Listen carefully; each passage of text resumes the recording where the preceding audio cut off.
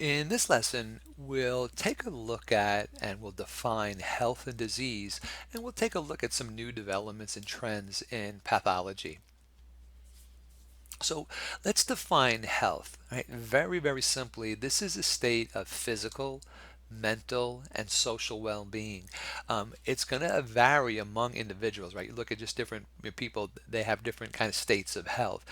This is all based on our genetics, our even our life experiences, that type of thing, things you've done in the past, and even environmental influences. So that's one of the reasons we all are in this different state of health. We have different genetics, we have different life experiences. Our diets are different, our exercising habits may be different.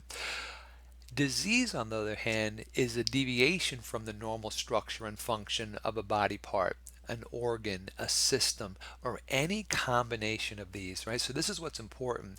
It's a deviation in that normal structure and function, right?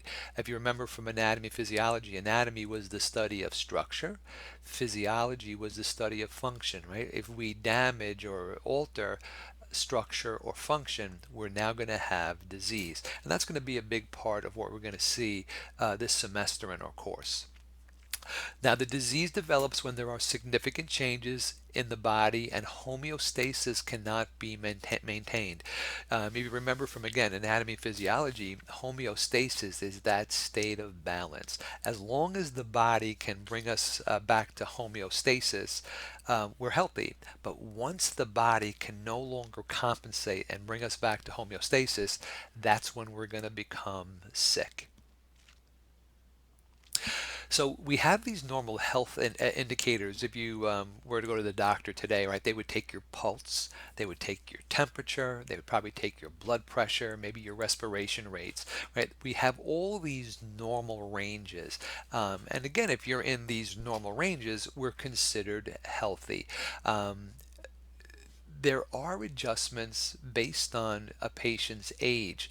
For example, as somebody gets older, their blood pressure naturally goes up, right? So if you're taking the blood pressure of a 78-year-old male and their blood pressure isn't 120 over 80, but instead it's like 168 over 92, that may be normal for them, right? So you kind of make adjustments for age.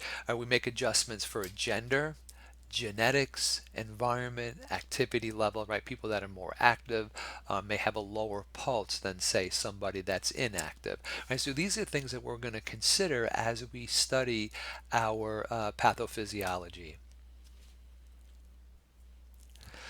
Now, our book identifies 7 steps to health. These are actually good to know. These are things that you can, teach to your family, your friends, your patients, that type of thing. Number one is to be a non-smoker and avoid secondhand smoke. Right, we'll see when we get to lung issues that secondhand smoke is definitely a problem. Eat 5 to 10 servings of vegetables and fruit per day. Right, typically try to eat high fiber and lower fat foods. Right, we'll see that high fiber, lower fat actually not only decreases cardiovascular issues, but even cancer.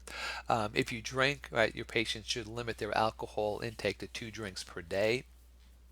Physical activity should be done on a regular basis, right? This is one of the things that helps to maintain even body weight as well as a good blood pressure, that type of thing. Protection from the sun. We're going to get into uh, basal cell carcinoma, squamous cell carcinoma, malignant melanoma. So we'll see all of those are, or biggest factor is the sun exposure for those. Follow cancer screening guidelines. Things like mammography, prostate, colonoscopy. These different types of scans that we can do and blood tests even. Doctor and dentist visits. If any change in the normal state of health occurs. So again, if your clientele, again, and patients notice that there is some change in their normal state of health, right, they should be really encouraged to go visit the doctor or the dentist. And then finally, follow health and safety guidelines at home and at work when using, storing, or disposing of any type of hazardous materials. Things like people at home, chlorine, that type of thing in their pool, that type of thing. So this is a good slide to know, just as the helping to educate people that you come into contact with. So we're in this course, pathophysiology. We should really know what the word stands for. Pathophysiology are the functional changes in the body as a result of disease. Right? So that's what we're going to focus on this semester is different functional changes that occur from disease. In order to really understand pathophysiology well, you need to have a good understanding of anatomy and physiology. If you know your normals, right, normal anatomy, normal physiology, it's very easy to understand the pathophysiology. If you don't know your basic anatomy and physiology that well, it's a good practice maybe before we do each new system to review the normal structure and function to help you understand a little bit better the pathophysiology. Now, pathophysiology does include pathology, which describes structural changes in the body caused by disease. So we will look at times at the different structural things that are taking place. And finally, a cause and effects relationship. It's defined by signs and symptoms. This is what's going to guide the study of a specific disease. So we'll see that patients are going to have various signs. These are measurable things that we can see on a patient, and symptoms is the things that the individual basically what they perceive, what they feel. We can use them to help us guide the study of that specific disease. All right, so we're going to see a lot of cause and effect relationships. A little bit about disease prevention. This is one of the primary things that we worry about in healthcare. We want to really prevent disease. So again, this is where patient education is important. We want to maintain routine vaccination programs. Again, encouraging patients to go for different types of vaccines, that type of thing. Participation in different screening programs, whether it's blood pressure, whether it's mammography, colonoscopy. These are all very, very, very simple things that we can do to prevent and really catch disease early. There's different community health programs that are out there and encouraging people to go for regular routine doctor visits, even if it's just once a year, is a good way to go. They've been found all of these things to help prevent disease.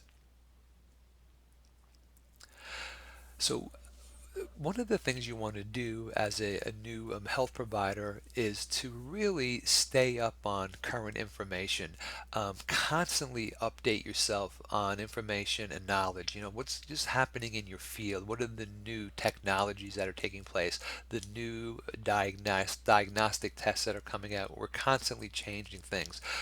Look at the new drugs that are being used. What drugs are being discarded? What drugs are being brought into the industry? New technologies as far as even diagnostic tests. It's really a good thing to do, maybe join different like nursing associations or physician's assistant, physical therapy, whatever program you're in, to join these organizations, and they have journals and they have websites that constantly update you on the information, even what's going on in research. So that's important to kind of transition from just kind of being a student to a healthcare provider. That's a big part of being a healthcare provider, is staying current. Okay, so that concludes this lesson. In our next lesson, we'll take a look at some of the terminology that's used in pathophysiology.